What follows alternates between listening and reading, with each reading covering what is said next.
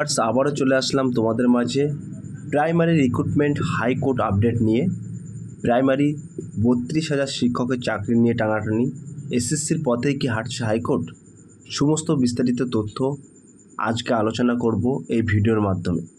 তো তার আগে বলবো, যে সকল ভিউয়ার্স এখনও পর্যন্ত আমার এই চ্যানেলটি সাবস্ক্রাইব করেনি তাদেরকে বলবো প্লিজ অতি দ্রুত সাবস্ক্রাইব করে দিয়ে আমাদের পাশে থাকুন এবং বন্ধুদের মাঝে শেয়ার করে দিন। চলুন প্রাইমারি রিক্রুটমেন্ট হাইকোর্ট আপডেট দেখে নেওয়া যাক। দুর্নীতির কারণে ইতিমধ্যে 2016 সালে এসএসসির সমগ্র প্যানেল বাতিল করেছে হাইকোর্ট। 25,753 জন হারিয়েছেন চাকরি। এবার প্রশ্ন উঠল 2014 সালের প্রাইমারি টেট নিয়ে। সিবিআইয়ের পক্ষ থেকে 2014 সালের প্রাথমিক নিয়োগ প্রক্রিয়ার দুর্নীতির কথা জানানো হয়েছে। সবাই কিন্তু ইতিমধ্যে জানো, এই এসএসসির দুর্নীতির কারণে কিন্তু ইতিমধ্যে 2016 সালে এসএসসির সমগ্র প্যানেল কিন্তু হাইকোর্টের তরফ থেকে বাতিল করা হয়েছে। 25,753 জন হারিয়েছেন চাকরি। এবার প্রশ্ন উঠল 2014 সালে প্রাইমারি টেট নিয়ে। সিবিআইয়ের পক্ষ থেকে কিন্তু 2014 সালের প্রাথমিক নিয়োগ প্রক্রিয়া দুর্নীতির কথা জানানো হয়েছে। হাইকোর্টের বিচারপতি রাজাশেখর মান্থার এজলাসে সেই নিয়ে রিপোর্ট জমা দিয়েছে সিবিআই। এসএসসির মতো প্রাথমিকেও টাকার বিনিময়ে চাকরি বিক্রি চলেছে বলে রিপোর্টে জানানো হয়েছে।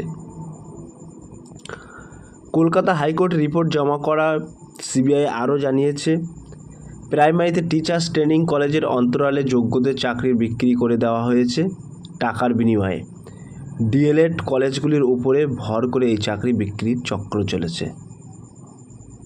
সিবিআই কিন্তু এখানে পরিষ্কার বলে দিয়েছে যে প্রাইমারিতে টিচার্স ট্রেনিং কলেজের অন্তরালে যোগ্যদের চাকরি বিক্রি করে দেওয়া হয়েছে টাকার বিনিময়ে এবং ডিএলএড কলেজগুলির উপর ভর করে এই চাকরি বিক্রির চক্র চলেছে। বিচারপতি মন্থার এজলাসে রিপোর্ট পেশ হয়েছে সিবিআই। রিপোর্ট প্রাইমারি নিয়োগের দুর্নীতিতে মূল চক্র হিসেবে উঠে এসেছে all Bengal teachers training association association এর প্রাক্তন প্রেসিডেন্ট ধৃত তাপস মণ্ডলের নামে। তাহলে মূল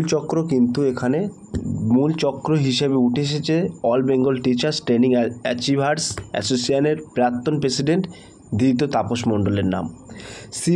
সিবিআইয়ের দাবি, বহু কলেজের মালিকানা তার অধীনে থাকার কারণে মোটা টাকার বিনিময়ে টেট পরীক্ষায় ফেল করা পরীক্ষার্থীদের কাছে চাকরি বিক্রি করেছেন তাপস মণ্ডল। মোট 4,12,45,000 টাকার এজেন্ট মারফত চাকরি প্রার্থীদের থেকে নিয়েছেন তাপস মণ্ডল। এখানে যে রিপোর্টটা উঠে এসছে সেটা কিন্তু টাকার অঙ্কটা অনেক বড়। 4,12,45,000 টাকার এজেন্ট মারফত কিন্তু চাকরি প্রার্থীদের থেকে নিয়েছেন Tapas Mondal. Primary recruitment high court update দেখে নেওয়া যাক। আদালত সিবিআইয়ের দাবি করেছে, নিয়োগ দুর্নীতি অভিযুক্ত কুন্তল ঘোষের সঙ্গে একত্রিত হয়ে চাকরি বিক্রিতে নিযুক্ত ছিলেন তাপস। সিবিআই তদন্ত, চাকরি বিক্রির পেছনে তাপস এবং কুণালের যোগসূত্র মিলেছে বলে খবর। সিবিআই আরও জানায়, পরীক্ষার আগে বিক্রি হয় চাকরি।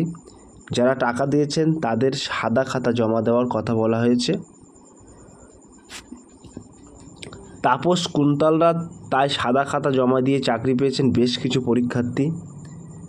এই রিপোর্ট সিবিআই জানিয়েছে, 2014 সালে প্রাথমিক টেট পাশ করার পর যে 32,000 শিক্ষককে নিয়োগ করা হয় তাদের অনেকেই চাকরি পেয়েছেন টাকার বিনিময়ে।